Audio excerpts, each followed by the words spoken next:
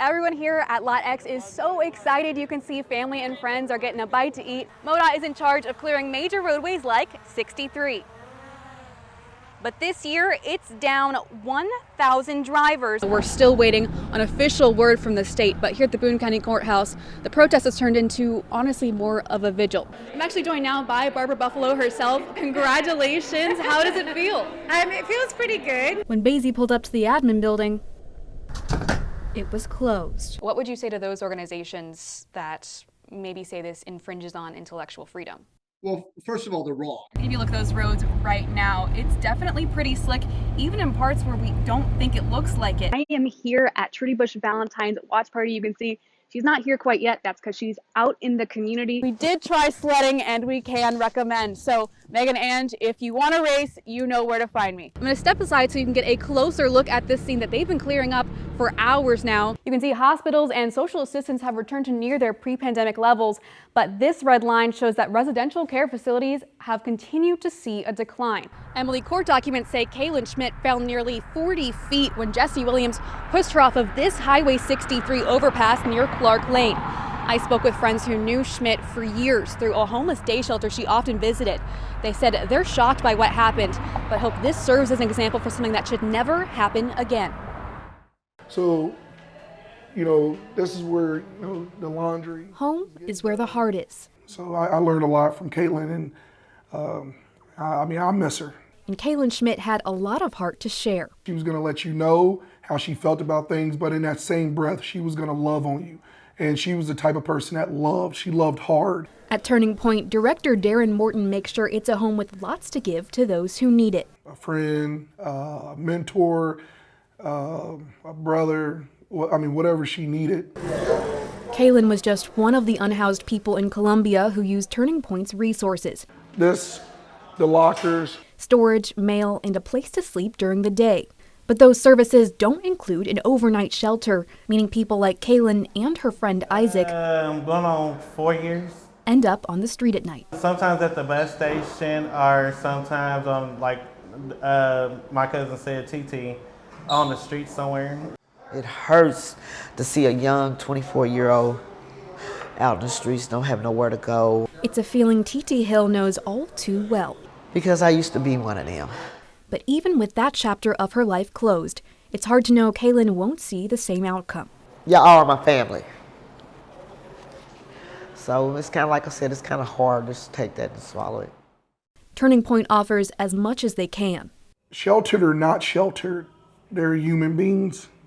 They love, and something like this shouldn't happen to no one. But they know there's only one thing that can keep this from happening again.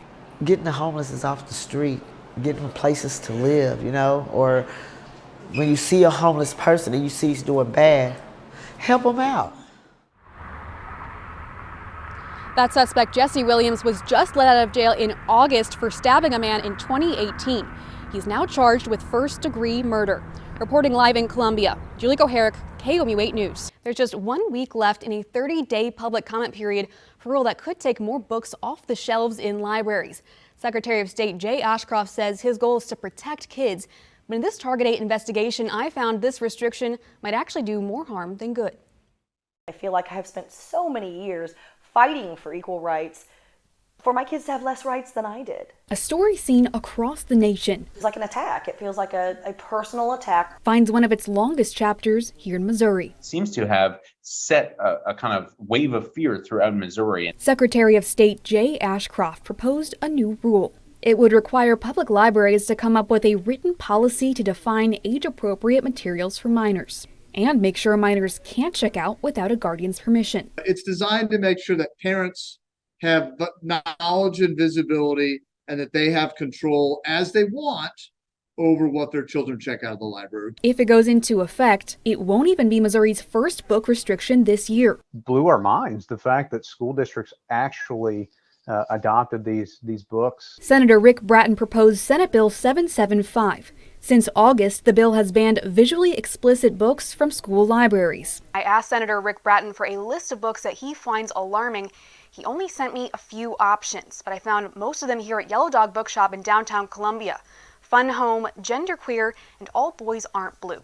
All of them I found in the LGBTQ+ studies section. Across the country, all the books that are the most banned, the most challenged, the most controversial right now are books that in particular touch on LGBTQ identities and racism. PEN America, a nonprofit that tracks book bans, has found about 300 books banned in Missouri schools in 11 school districts across the state. More than 20 authors have now signed a letter calling for the ban to be reversed. That's really concerning when we think about the role that schools are supposed to play in our democracy. But rather than reversed, more restrictions are on the table, this time for public libraries. This book should not be at eye level for 3-year-olds playing at the train table, but it's going to be over in the adult section. It's still in the library. Any adult can still get it. With more rules, more organizations are stepping in. The ACLU and the Missouri Library Association both released statements against Ashcroft's rule. What would you say to those organizations that maybe say this infringes on intellectual freedom? Well, first of all, they're wrong. Anybody that wants can turn in comments, but I was elected by the people of the state of Missouri. I believe the people of the state of Missouri are my 6 million plus bosses, and those are the people that I'm going to listen to. But over at the Center Project, I have 3 LGBTQ children of my own. I'm not just LGBTQ myself. My kids are as well. Janet Davis is worried, both as a leader of LGBTQ+ rights in mid-Missouri and as a mom. My kids are floored, and as a mother, I want them to have the voice to stand up and say, hey, no, that's not okay. As the only LGBTQ+ center in all of mid-Missouri, anything from do you need to know, they make sure to have a wide range of books available. To this is who I am and I'd like to read a book that has a character about me in it. For now, the future of the rule is unclear. But regardless, Davis says she's not going to stop fighting. We're not going to quit. That we will always be here. And no matter what happens in this society and the world at large, TCP is not going anywhere. The Center Project will continue housing a library built on the powerful words, everyone is welcome here. Ashcroft says they've already had several thousand comments on the bill. That public comment period will remain open for 1 more week. Well, I caught up with one Montauk County girl who showed me you can make a big impact no matter how small you are. Dear friend, These little hands are putting together something far bigger than just a present. I get a notebook and then Toys, care items, school supplies, a metal fork and spoon and a cup and bowl. all going into a shoebox. Then a ball This one small gift has one simple goal. to make kids happy. But to the kids who receive one, And then we get a hammer. it's worth so much more. Here we have a 2 to 4 boy. Abigail Porter is only 7 years old, Every 2 to 4 has a blanket in it. but she's no stranger to giving. She's been putting together shoeboxes since she was 3. The first year she collected about 50. This year, 400. Abigail's impact will be felt across the globe. Operation Christmas Child will send these boxes off to more than 170 countries and territories. Every 4 seconds, someone comes to know Christ through a shoebox. Mid-Missouri has joined in the giving for 20 years.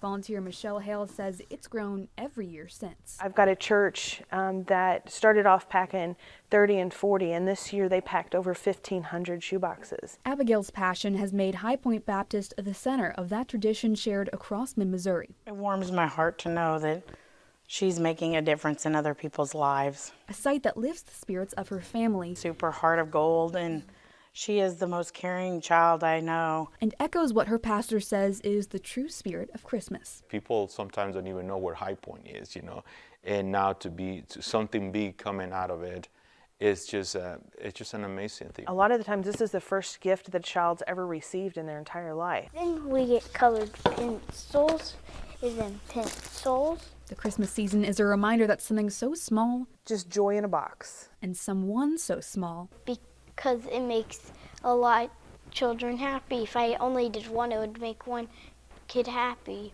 can lend a helping hand. I hope you have fun with your box. And a loving heart. You. Merry Christmas. Love, Abigail. This year, the Mid-Missouri region hopes to collect 22,222 boxes. Last year, they collected just over 20,000.